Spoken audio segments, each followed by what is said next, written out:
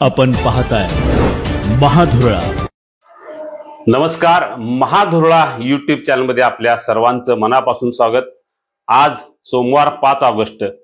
आज सकाळी आनंदाची बातमी आहे, कारण पंचगंगा नदीची पाणी पातळी तब्बल 7 फुटांनी कमी होऊन ती 40.7 वर आलेली आहे। कारण गेल्या आठवड्यात ही पाणी पातळी जवळजवळ 48 फुटापर्यंत गेली होती। ती आता या आठवड्याभरात नंतर बऱ्यापैकी खाली आलेली आहे। म्हणजे अजूनही इशारा पातळीच्या वर पंचगंगा नदी असली तरी धोका पातळी टळलेली आहे आणि पावसाचं प्रमाण ही बऱ्यापैकी कोल्हापूर जिल्ह्यात कमी झालेलं आहे।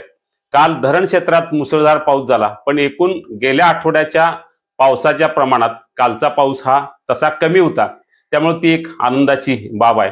अजूनही धरण क्षेत्रात काही प्रमाणात पाऊस मोठा होण्याची चिन्ह आहेत। अजूनही राधानगरी धरणाचे 2 दरवाजे उघडे आहेत।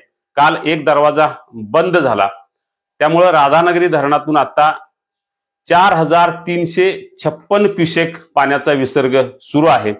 दुसरीकडे वारणा धरणातून 11,000 तर दूधगंगा धरणातून 9,000 क्युसेक पाण्याचा विसर्ग सुरू आहे। म्हणजे पाण्याचा विसर्ग जो आहे तो अजूनही मोठ्या प्रमाणात कायम आहे। कोल्हापूर आणि सांगली या दोन्ही जिल्ह्याला काही प्रमाणात दिलासा असला तरी सातारा आणि पुण्याला मात्र थोडासा अजूनही महापुराची भीती कायम आहे। कारण पुण्यात खडकवासला धरणातून 45,000 क्युसेक पाण्याचा विसर्ग सुरू झालाय, त्यामुळे पुण्यात पूर परिस्थिती निर्माण होण्याची चिन्ह आहेत। कारण आज रेड अलर्ट आहे, त्यामुळे लष्करासह एनडीआरएफचे जवानही तिथं आता तैनात करण्यात आलेले आहेत। गुरुवारपर्यंत राज्यात काही प्रमाणात अनेक ठिकाणी मुसळधार पावसाची शक्यता आहे। त्यामुळे सध्या पूर ओसरला असला, पावसाचं प्रमाण कमी झालं असलं तरी भीती मात्र कायम आहे। कारण अजून हा आठवडा पावसाचा आहे। धरण क्षेत्रात हा मोठ्या प्रमाणात पाऊस पडण्याची चिन्ह आहेत।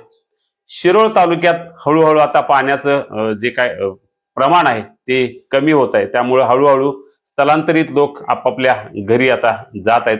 पण अजूनही ज्या पद्धतीने प्रमाण स्थलांतर व्हायला पाहिजे ते झालेलं नाही, कारण अजूनही महापुराचं पाणी अनेक गावात आहे। कृष्णा नदीचं जे पाणी आहे त्याचाही हळूहळू त्याचा विसर्ग जरी धरणातनं वाढला असला तरी पाण्याची पातळी मात्र हळूहळू कमी होत आहे।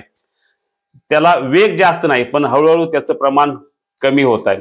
अजूनही इचलकरंजीतून कर्नाटकात जाणारा जो शिरदवाड मार्ग आहे तो बंद आहे। कसबा बावडा ते शे मात्र हळूहळू आता मार्ग सुरू झाला आहे। 1 फूट पाणी आहे, पण त्याही पाण्यातनं आता लोकांची ये जा सुरू झाली आहे।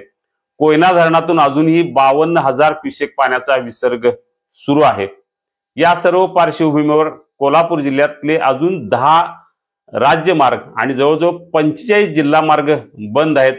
एसटीच्या जवळजवळ 20 फेऱ्या अजूनही मार्गावरील फेऱ्या बंद आहेत। या सगळ्या पार्श्वभूमीवर मध्य आणि पश्चिम महाराष्ट्रात आणखी काही दिवस पावसाची चिन्ह कायम आहेत। त्यामुळे भीती सध्या कमी झाली असली तरी फार मोठा असा धोका भविष्यकाळात जाणवत नाही हे मात्र नक्की आहे। आकिवाटमध्ये जी काय परवा दुर्घटना घडली त्यातला दुसरा मृतदेह मिळालेला आहे।